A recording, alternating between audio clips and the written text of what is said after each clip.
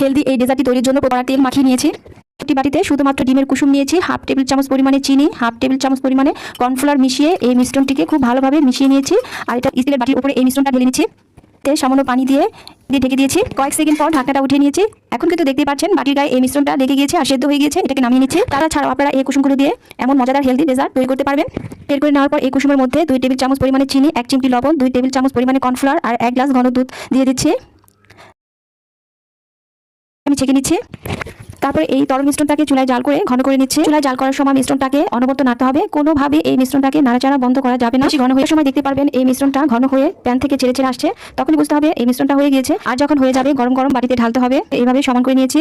উপরটা সমান করে নেওয়ার পর এই মিশ্রণটাকে নরমাল ফ্রিজে রেখে দিচ্ছি সেট হওয়ার জন্য। এটি ডেজার্ট খাবে। আর দেখুন মাত্র কয়েকটি উপকরণ দিয়ে কত সহজভাবে আমি তৈরি করে নিলাম। দেখতে কতটা লোভনীয় হয়েছে কুসুমের তৈরি এই ডেজার্টটি। আর ভালো লেগে থাকলে প্লিজ আমার চ্যানেলটি সাবস্ক্রাইব করে পাশে থাকা বেল আইকনটি প্রেস করে রাখবেন।